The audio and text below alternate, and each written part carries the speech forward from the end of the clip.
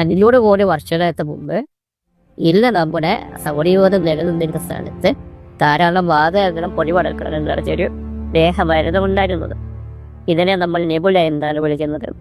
ഈ നെബുല ധാരാളം ഹൈഡ്രജനും ഹീലിയവും പറ്റിയ വാതകങ്ങളുമാണ് കണ്ടിരുന്നത്. ഹൈഡ്രജൻ ആറ്റങ്ങൾ സംയോജിച്ച് ഹീലിയമായി മാറുന്ന ഒരു രാസപ്രവർത്തനമാണ് ന്യൂക്ലിയർ ഫ്യൂഷൻ എന്ന് പറയുന്നത്. ന്യൂക്ലിയർ ഫ്യൂഷന്റെ ഭാഗമായിട്ട് ധാരാളം റേഡിയേഷനും താപവും പ്രകാശവും പുറത്തു വരുന്നു.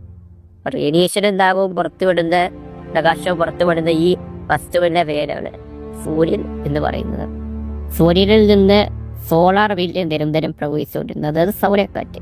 സൗരക്കാറ്റിൻ്റെ നിരന്തരമായ പ്രവാഹം മൂലം ഭാരം കുറഞ്ഞ വാതകങ്ങൾ പുറകിലേക്ക് തള്ളിപ്പോവുകയും ഭാരം കൂടിയ അയൽ, സിൽവർ, ഗോൾഡ്, സിലിക്കൺ പോലുള്ള മൂലകങ്ങൾ സൂര്യന് ചുറ്റും ഗുരുത്വാകർഷണ ശക്തി മൂലം ഡിസ്കിന്റെ ആകൃതിയിൽ ഭ്രമണം ചെയ്യാനും തുടങ്ങി.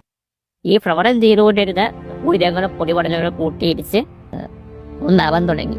അതിൻ്റെ ഭാഗമായി ഭാരം കൂടിയ മൂലകമായ അയൽ കേന്ദ്രത്തിലേക്ക് മാറുകയും അവ ഉരുകിയ അവസ്ഥയിൽ നിലനിൽക്കുകയും ചെയ്തു.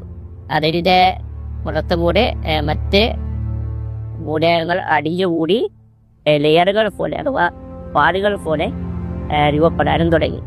ഇങ്ങനെ വർഷങ്ങളോളം സമയമെടുത്ത് സൂര്യനുണ്ടായിക്കഴിഞ്ഞ് ഏകദേശം 50 കോടി വർഷത്തോളം സമയമെടുത്തിട്ടാണ് കൃത്യമായ പ്രതലത്തോടു കൂടിയ റോക്കി പ്ലാനറ്റുകൾ നമ്മുടെ സൗരയൂഥത്തിൽ ഉണ്ടാകുന്നത്.